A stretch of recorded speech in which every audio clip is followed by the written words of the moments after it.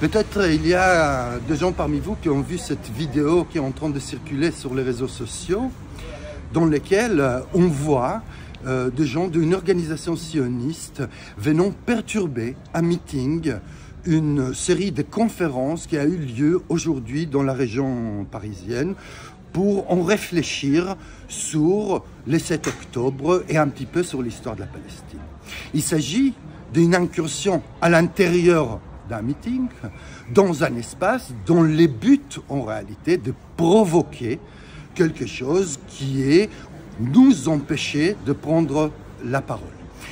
Si on regarde bien cette vidéo, on voit que ceci était extrêmement bien organisé, dans lequel le but de la manœuvre, il est de se montrer victime d'une violence, alors que ceci n'a pas du tout eu lieu. La violence est d'abord la tentative d'empêcher de prendre la parole parmi les gens participant dans le meeting.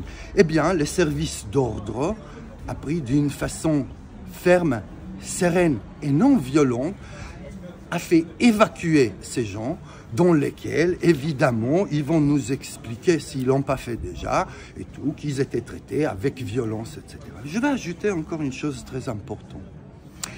Une des choses qui va être leur argument, si ce n'est pas déjà, c'est « on nous a empêchés de prendre la parole ». Eh bien, soyons très clairs là-dessus.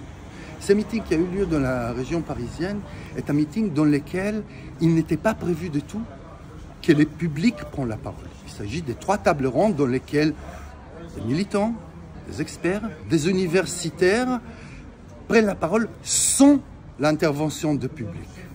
Donc, il ne s'agissait pas du tout d'empêcher de leur donner la parole. Au contraire, eux, ils ont essayé de nous empêcher d'exprimer notre parole qui s'exprime dans des espaces extrêmement marginaux.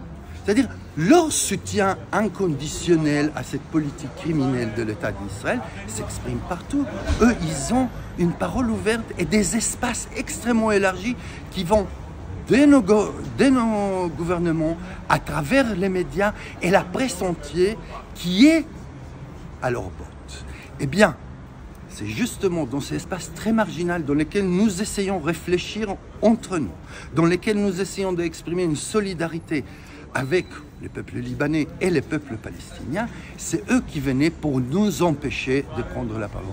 Eh bien, cette violence dans laquelle il la présentant comme une tentative d'agression de notre part, était une action violente de leur part qui s'inscrit dans une tentative permanente de nous criminaliser et nous transformer en personnes muettes. Ça, c'est la dernière chose que nous acceptons.